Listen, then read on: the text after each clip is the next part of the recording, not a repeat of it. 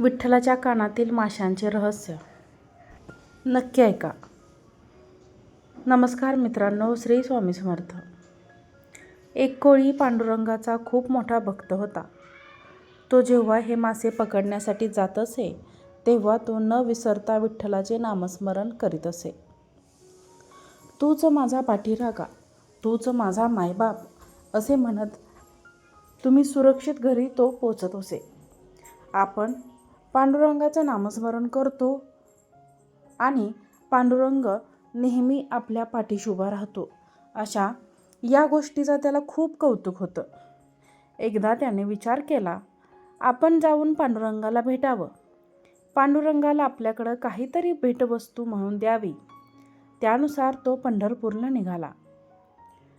आता तो मच्छीमार होता, त्यामुळे त्याने ठरवले की ज्या पांडुरंगाचं नाव घेतल्यामुळे मला भरपूर मासोळ्या मिळतात, त्या मासोळ्याच मी माझ्या भगवंताला अर्पण करेन. असे म्हणून त्याने 2 मासोळ्या आपल्या टोपल्यामध्ये घेतल्या आणि तो पंढरपूरच्या दिशेने निघाला. आज आपण पांडुरंगाचे दर्शन घेणार या आनंदामध्ये तो मंदिरापाशी पोहोचला. तो मंदिरामध्ये प्रवेश करणार तोच त्याच्या मासोळ्याचा वास सर्वत्र येऊ लागला. तिथे लोकांनी त्याला मंदिराबाहेरच थांबवलं. तू तुझ्या टोपल्यात काय आणलं आहेस? सर्वत्र त्याची दुर्गंधी येत आहे, असे तेथील लोक म्हणू लागले. तेव्हा त्याने हात जोडून त्या लोकांना म्हटलं, मी भगवंताला भेटण्यासाठी आलो आहे. मी जेव्हाही समुद्रावरती मासोळ्या पकडण्यासाठी जातो तेव्हा माझ्या भगवंताचं नाव घेतो, त्यामुळे मला भरपूर मासोळ्या मिळतात. तसेच मी सुरक्षित देखील घरी येतो. म्हणूनच मी देवाला भेट देण्यासाठी म्हणून 2 मासोळ्या घेऊन आलो आहे. कारण मी एक मच्छीमार आहे. मी देवाला आणखी वेगळं काय भेट देऊ शकतो? त्याने ते टोपले उघडले आणि त्यातील 2 मासोळ्या त्या लोकांना दाखवल्या. लगेच तेथील लोकांनी नाकाला हात लावला आणि ते उलटून म्हणू लागले, पांडुरंग देव आहे, त्यांना मासे का देतोय? पाप लागेल तुला आणि आम्हा सर्वांना देखील पाप लागेल, असे म्हणून ती लोक त्याला तिथून हाकलू लागले. तेव्हा भगवंत सर्वज्ञ असतो, त्याला भेटण्यासाठी मंदिराबाहेर उभा आहे, पण तो आपल्याला भेटण्यासाठी आत येऊ शकत नाही. त्याला लोक आतमध्ये येऊ देत नाहीत. ही गोष्ट जाणून पांडुरंग खुद तेथे येतात. पांडुरंग हे सगळं पाहतात आणि सगळ्यांना सांगतात, तू जे देतोय ते तुम्ही कशाला पाहताय? त्याच्याकडे काही नसो तरी तो देतोय त्याकडे पहा, आणि मला जे काही तुम्ही भक्तिभावाने देणार आहात ते मी अत्यंत आनंदाने आणि मनापासून त्याचा स्वीकार करेन. मग ते काहीही असू द्या, कारण मी ही सृष्टी चालवली आहे.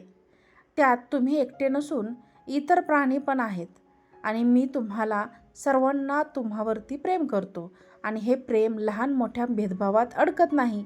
फक्त परमेश्वरासाठी जे घेऊन येतो त्या सर्वांमध्ये आम्ही आनंद मानतो.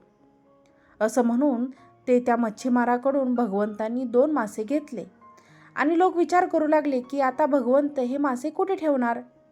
तेवढ्यात देवाने ते 2 मासे आपल्या कानामध्ये परिधान केले. सर्वांना समजले की भगवंतासाठी सगळे समान आहेत. तेव्हापासून पांडुरंगांनी आपल्या कानामध्ये ते मासे कुंडलासारखे घातले आहेत. एका अभंगात या मकर कुंडलाचा उल्लेख मकर कुंडले तळपती श्रवणी, अर्थात कानात माशांच्या आकाराचे कुंडल असलेले होय. विठ्ठलाच्या कानात मासा असण्याचे कारण अजूनही सांगितलं जातं. हे मासे विकण्यासाठी असतात. मुळात मानवी शरीराला 9 छेद असतात. त्यापैकी कारण हा असा अवयव आहे की जो आपण सहजासहजी बंद करू शकत नाही. ही केवळ समाधीमध्ये शक्य असते. मासा हे आपण तत्वाचे प्रतीक म्हणून ओळखला जातो. अपत्व म्हणजे नदी, तलाव, समुद्र, अश्रू, रक्त, पाचकरस. त्यामुळे जोपर्यंत आपण तत्वावरती विजय मिळवत नाही तोपर्यंत वायू तत्वापर्यंत पोहोचू शकत नाही. हे साध्य केलं तरच समाधी जाऊन ध्वनीवरती नियंत्रण मिळवता येते. म्हणजेच आपले कान बंद करणे सोपे जाते, याचेच प्रतीक म्हणून विठ्ठलाच्या आणि रुक्मिणीच्या कानातही मासा असल्याचे सांगितले जाते. विठ्ठलाच्या कानातील कुंडल्यांचा उल्लेख असलेल्या आणखी काही अभंग सांगते.